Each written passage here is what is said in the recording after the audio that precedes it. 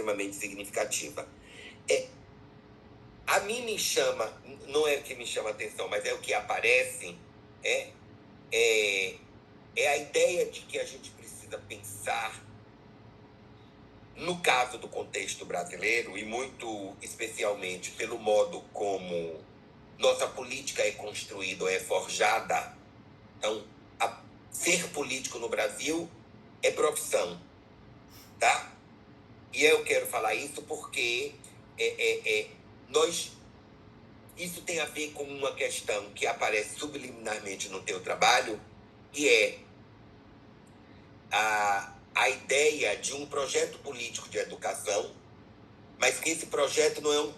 Eu vou tomar a ideia de projeto de Estado para pensar o município como um ente, tá? Ou esse ente municipal, o ente estadual e os federais, pensar em políticas de Estado. E quando eu falo política de Estado, eu estou pensando o município como política de Estado. E aí o que a gente vê não são políticas de Estado, são políticas de governo. E por isso a descontinuidade.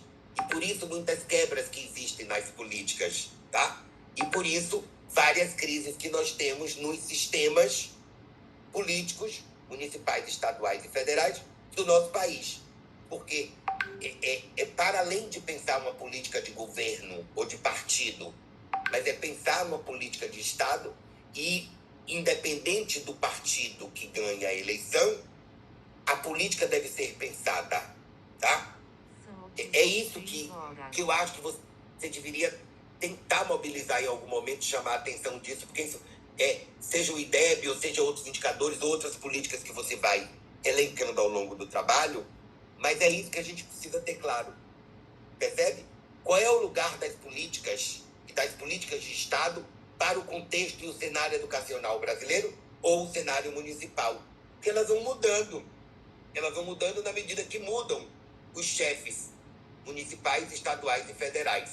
Isso gera política de descontinuidade. Porque se a gente tiver... Ainda assim é muito complicado diante de tudo que a gente tem vivido. Eu acho que é isso que você diz, que esse argumento que coloca a mudança de grupo político no poder gera mudança das políticas. Porque são políticas de partido e não políticas, digamos, eleitas, aprovadas pela Câmara Municipal para uma década, tá? Como se a gente pensasse em planos. Quer dizer, o que é que nós fazemos com os planos municipais? Eles se perdem quando muda a política? Percebe? Então, eu acho que esse é um problema e que você podia... Já está feito, não podia, tá? Mas eu acho que era um elemento que mereceria, digamos, um olhar do ponto de vista dessa sobreatuação das políticas ou a política educacionais em Foz, né? E você vai marcando isso, como você diz, em cada gestão, como é que isso vai intercambiando, como é que isso vai mudando. Então, pensar em defesa das políticas maiores, e para além de 4 anos. Talvez isso balizasse outros sentidos para nós poder, independente da gestão, que é muito difícil pensar isso, seja do ponto de vista do que é que assenta uma gestão, seus princípios, sua filosofia, sua concepção de Estado, de recurso público, etc, etc. Mas, Joane, eu fico muito feliz com sua tese. Primeiro porque o singular e o universal se cruzam. E o que é que eu quero dizer com isso, que o singular e o universal se cruzam? São dois conceitos construídos por Christine Jousseau para a gente pensar que o singular é você, é sua história, é sua trajetória, mas o singular também é a política do município, o singular também é a história do município, e como é que esses diversos sujeitos singulares se cruzam nas perspectivas de plural. Como é que eles se constituem dimensões políticas municipalizadas. Sua tese reflete e trata disso. O que eu queria te perguntar, de fato, toda vez que nós fazemos as nossas pesquisas, nós fazemos opções. E isso significa... E você disse aqui alguma coisa. Eu poderia ter dito isso, mas eu não disse isso. Na carta que teve isso, disse isso, mas eu não botei aqui, tá? Então, o que eu estou querendo ver com você, te escutar um pouco, é assim, ok, Tua tese está pronta, é bela, densa, tranquilo, tá? Mas a poeira que está embaixo do tapete na política e que você ouviu, que você entrevistou e que você viveu, é possível partilhar alguns desses não ditos que não estão na tese, mas que ganharia outras nuances, outros olhares, outras perspectivas para além do que está dito? Ou em tese o que é que não está dito que poderia ser dito de alguma forma que não está no texto? Ou eu diria, o que é que Joane jogou debaixo do tapete e que poeira é essa que lá está? Eu quero saber um pouco dessa poeira. É um pouco disso. Porque o que está limpo, tá na tese, digamos. Agora, o que é que está debaixo do tapete? É um pouco disso, talvez, que eu queira te escutar, tá bom? Então, parabenizar você, parabenizar a Yoshi, ao programa por mais uma defesa e por uma bela tese que você apresenta hoje. Tá bom, Joane? Muito obrigado. Oi, Eliseu.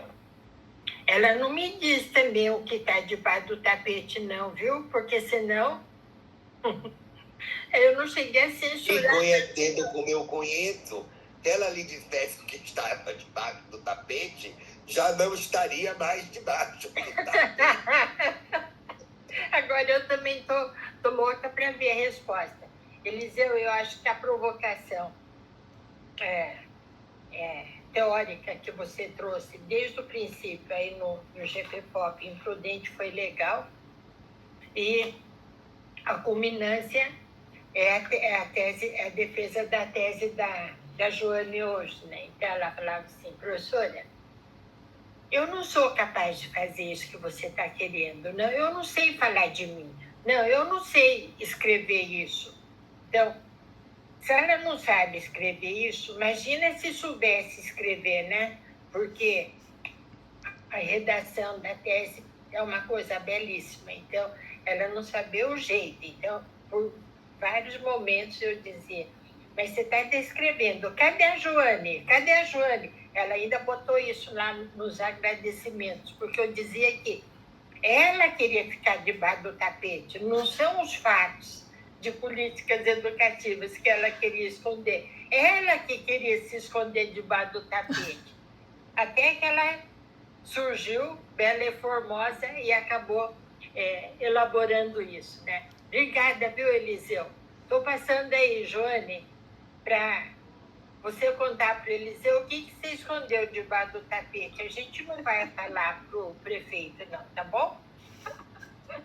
Professor Eliseu, eu agradeço a sua leitura atenta, as suas considerações, né? E eu preciso dizer que, enquanto eu estava respondendo a professora Cristiane e o professor Jefferson, eu ficava pensando em como o senhor estava vendo, né? Porque eu acabei me detendo mais às questões realmente políticas, né?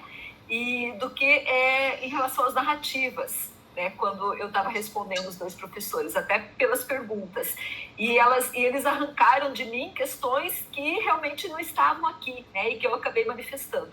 E aí chega o senhor e o senhor também fala, Jônio, o que ainda a gente consegue arrancar de você? Mas assim, professor, eu acho que assim, eu consegui mostrar muito de mim na tese, muito. Quando a professora fala, e assim, foram várias broncas, não foi só uma, né? Foram várias, porque realmente eu tive muita